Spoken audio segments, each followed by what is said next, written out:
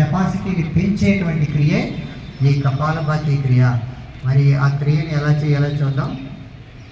నడుమును నిటారుగా ఉంచి కూర్చోవాలి. చూడండి, ముఖంలో ఏ విధమైనటువంటి హావభావాల్లోనూ తేడా లేకుండా ప్రయత్నపూర్వకంగా విడిచిపెట్టే గాలిని ఫోర్స్గా బయటికి కొట్టడం అనమాట, బయటికి వదిలిపెట్టడం.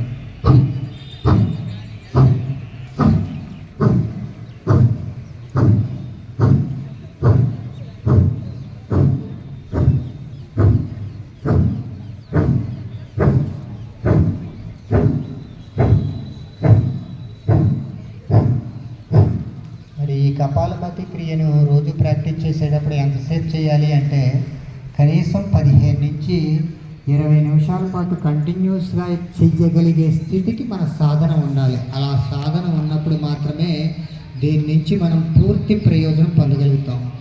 ఒక మనిషి ఊపిరితిత్తుల్లో 5.5 లీటర్ల గాలిని లోపలికి తీసుకోగలడు. కానీ అది ఎవరు తీసుకోగలరంటే రోజు యోగ సాధన చేసేవాళ్ళు, అథ్లెట్స్.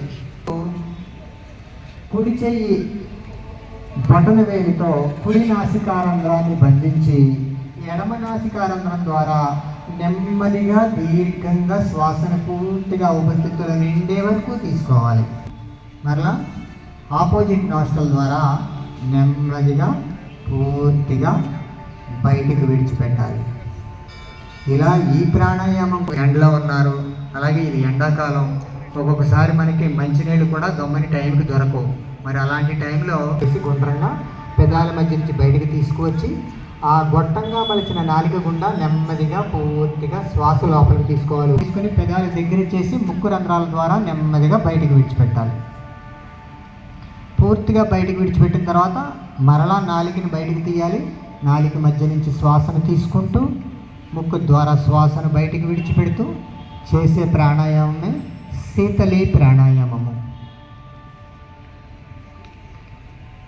మరి ఈ ప్రాణాయామం తర్వాత మనం చేయబోయే ప్రాణాయామము భ్రమరి ప్రాణాయామం. ముక్కు ద్వారా పూర్తిగా శ్వాస తీసుకొని పూర్తిగా నోటిని దగ్గర చేసి కంఠం ద్వారా భ్రమరనాదము చేస్తూ గాలిని ఆటోమేటిక్గా మీరు కంఠం ద్వారా భ్రమరనాదం చేయడం ద్వారా గాలి ఆటోమేటిక్గా బయటకు వెళ్ళిపోతుంది.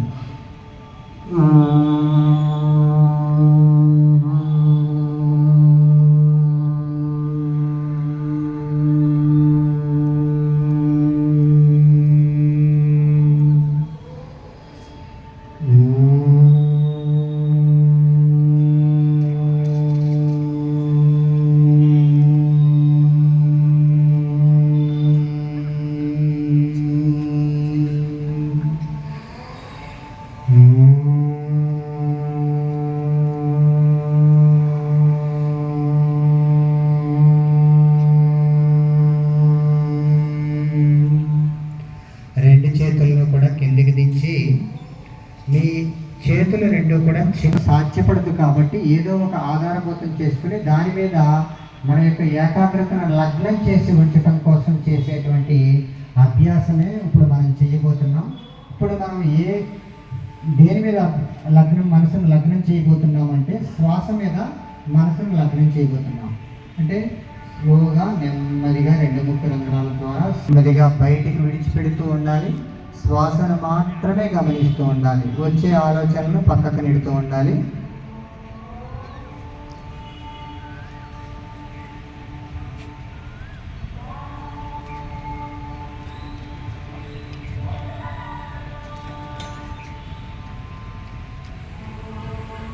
ఇలా మనకి కొంతకాలం అభ్యాసం అయిన తర్వాత జిహ్వాగ్రము నాలిక చివరన మనసును లగ్నం చేయటం, నాసికాగ్రము ముక్కు చివరన మనసును లగ్నం చేయటము, భ్రుకుటి 2 కనుబొమ్మల మధ్యన కూడా మనసును లగ్నం చేయటం. ఇలా మనం ప్రాక్టీస్ చేసుకుంటూ వెళితే ఎక్కువసేపు ఆలోచనలు లేకుండా ఏకాగ్రతతో ఉండటం అలవాటైతే అద్భుతమైనటువంటి ఇన్నర్ జర్నీకి మీకు చాలామంది